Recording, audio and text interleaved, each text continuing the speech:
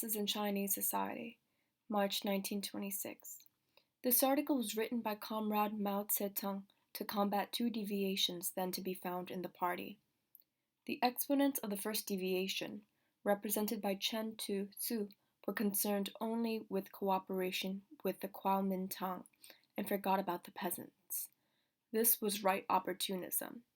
The exponents of the second deviation, represented by Chang Kuo-tao, were concerned only with the labor movement, and likewise forgot about the peasants. This was left opportunism. Both were aware that their own strength was inadequate, but neither of them knew where to seek reinforcements, or where to obtain allies on a mass scale. Comrade Mao Tse-tung pointed out that the peasantry was the staunchest and numerically the largest ally of the Chinese proletariat, and thus solved the problem of who was the chief ally in the Chinese Revolution. Moreover, he saw that the national bourgeoisie was a vacillating class, and predicted that it would disintegrate during the upsurge of the revolution, with its right wing going over to the side of imperialism. This was borne out by the events of 1927. Who are our enemies? Who are our friends? This is a question of the first importance for the revolution.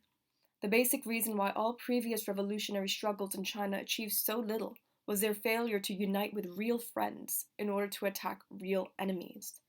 A revolutionary party is a guide of the masses, and no revolution ever succeeds when the revolutionary party leads them astray. To ensure that we will definitely achieve success in our revolution and will not lead the masses astray, we must pay attention to uniting with our real friends in order to attack our real enemies. To distinguish real friends from real enemies, we must make a general analysis of the economic status of the various classes in Chinese society and of their respective attitudes towards the revolution. What is the condition of each of the classes in Chinese society? The landlord class and the comprador class. In economically backward and semi-colonial China, the landlord class and the comprador class are wholly appendages of the international bourgeoisie, depending upon imperialism for their survival and growth. These classes represent the most backward and most reactionary relations of production in China and hinder the development of her productive forces. Their existence is utterly incompatible with the aims of the Chinese Revolution. The big landlord and big comprador classes in particular always side with imperialism and constitute an extreme counter-revolutionary group. Their political representatives are the étatistes and the right wing of the Kuomintang. The middle bourgeoisie. This class represents the capitalist relations of production in China in town and country.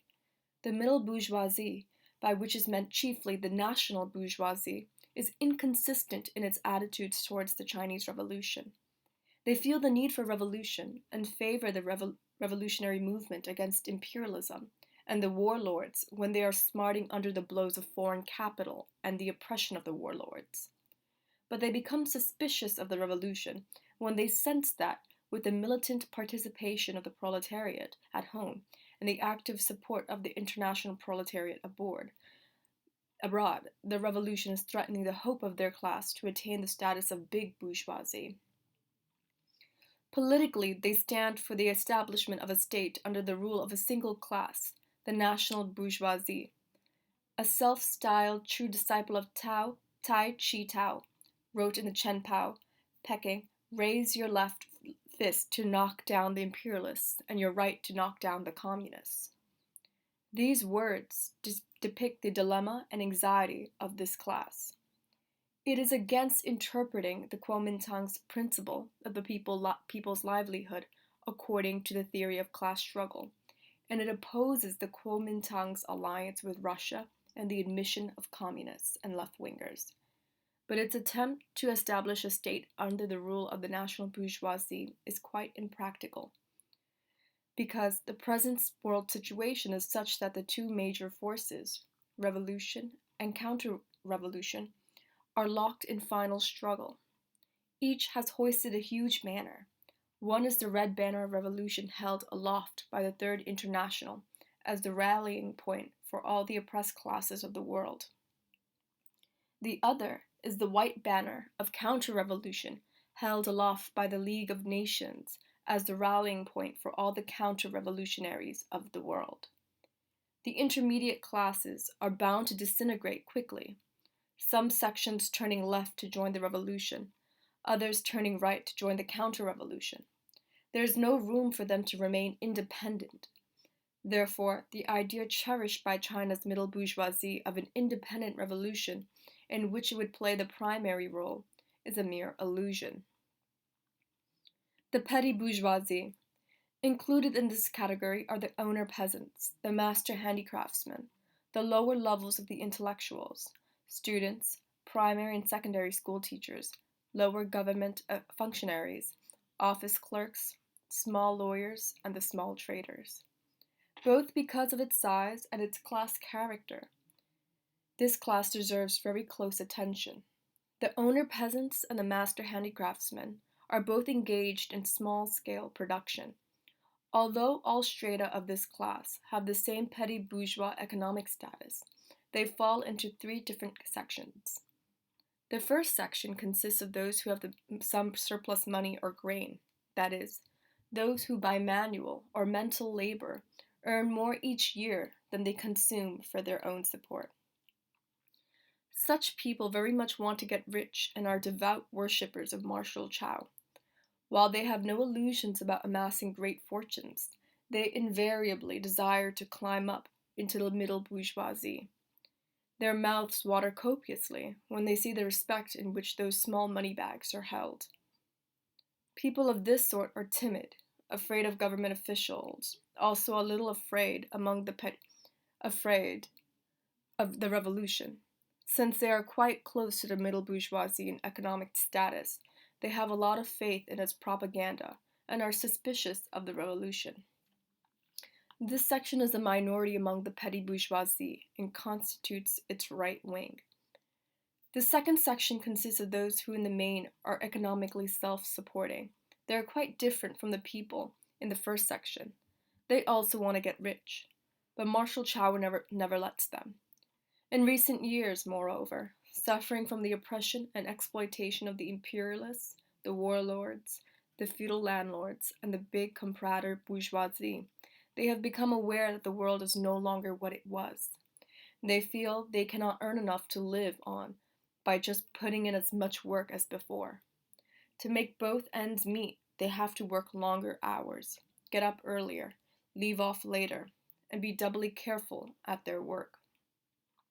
They become rather abusive, denouncing the foreigners as foreign devils, the warlords as robber generals, and the local tyrants and evil gentry as the heartless rich. As for the movement against the imperialists and the warlords, they merely doubt whether it can succeed, on the ground that the foreigners and the warlords seem so powerful, hesitate to join it and prefer to be neutral, but they never oppose the revolution. This section is very numerous, making up about one-half of the petty bourgeoisie. The third section consists of those whose standards of living is falling. Many in this section, who originally belonged to better-off families, are undergoing a gradual change from a position of being barely able to manage to one of living in more and more reduced circumstances. When they come to settle their accounts at the end of each year, they are shocked, exclaiming, "What? Another deficit?" As such people have seen better days, and are now going downhill with every passing year, their debts mounting and their life becoming more and more miserable. They shudder at the thought of the future. They're in great mental distress because there is such a contrast between their past and their present. Such people are quite important for the revolutionary movement. They form a mass of no small proportions and are the left wing of the petty bourgeoisie. In normal times, these three sections of the petty bourgeoisie differ in their attitude to the revolution. But in times of war, that is, when the tide of the revolution runs high and the dawn of victory is in sight, not only will the left wing of the petty bourgeoisie join the revolution, but the middle section too may join, and even tight-wingers, swept forward by the great revolutionary tide of the proletariat and of the left wing of the petty bourgeoisie, will have to go along with the evolution. We can see from the experience of the May 30th movement of 1925 and the peasant movement in various places that this conclusion is correct. The semi-proletariat. What is here called the semi-proletariat consists of 5 categories. 1. The overwhelming majority of the semi-owner peasants. 2. The poor peasants. 3. The small handicraftsmen. 4. The shop assistants. And 5. The peddlers. The overwhelming majority of the semi-owner peasants, together with the poor peasants, constitute a very large part of the rural masses. The peasant problem is essentially their problem. The semi-owner peasants, the poor peasants, and the small handicraftsmen are engaged in production on a still smaller scale than the owner peasants and the master handicraftsmen. Although both the overwhelming majority of the semi-owner peasants and the poor peasants belong to the semi-proletariat, they may be further divided into 3 smaller categories: upper, middle, and lower, according to their economic condition.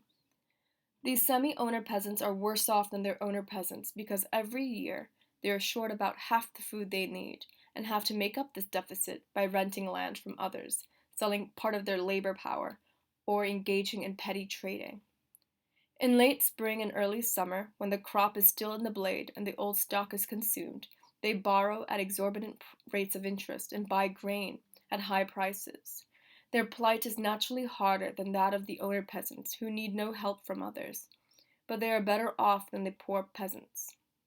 For the poor peasants own no land and receive only half the harvest or less, or even less for their year's toil, while the semi-owner peasants, though receiving only half or less than half the harvest of land rented from others, can keep the entire crop from the land they own. The semi-owner peasants are therefore more revolutionary than the owner peasants, but less revolutionary than the poor peasants. The poor peasants are tenant peasants who are exploited by their landlords. They may again be divided into 2 categories according to their economic status. One category has comparatively adequate farm implements and some funds. Such peasants may retain half the product of their year's toil. To make up their deficit, they cultivate side crops, catch fish or shrimps, raise poultry or pigs, or sell part of their labor power, and thus eke out a living, hoping in the midst of hardship and destitution to tide over the year. Thus their life is harder than that of the semi-owner peasants, but they are better off than the other category of poor peasants. They are more revolutionary than the semi-owner peasants, but less revolutionary than the category of poor peasants. As for the latter, they have neither adequate farm implements, nor funds, nor enough manure. Their crops are poor and with little left and after paying rent. They have even greater need to sell part of their labor power. In hard times, they piteously beg help from relatives and friends, borrowing a few tu or sheng of grain to last them a few days, and their debts pile up like loads on the backs of oxen. They are worst off among the peasants and are highly receptive to revolutionary propaganda. The small handicraftsmen are called semi-proletarians because, though they own some simple means of production, and moreover are self-employed, they too are often forced to sell part of their labor power and are somewhat similar to the poor peasants in economic status.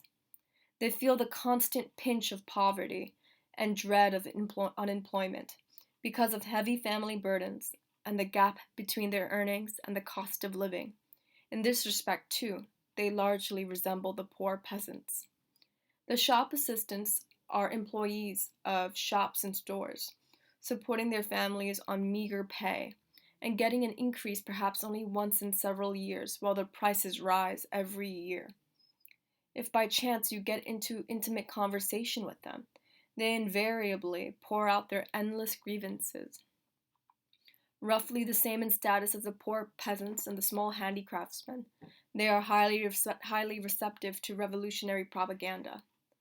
The peddlers, whether they carry their wares around on a pole or set up stalls along the street, have tiny funds and very small earnings, and do not make enough to feed and clothe themselves. Their status is roughly the same as that of the poor peasants, and like the poor peasants, they need a revolution to change the existing state of affairs. The proletariat. The modern industrial proletariat numbers about 2 million. It is not large because China is economically backward. These 2 million industrial workers are mainly employed in 5 industries: railways, mining, maritime transport, textiles, and shipbuilding, and a great number are enslaved in enterprises owned by foreign capitalists. Though not very numerous, the industrial proletariat represents China's new productive forces, is the most progressive class in modern China, and has become the leading force in the revolutionary movement.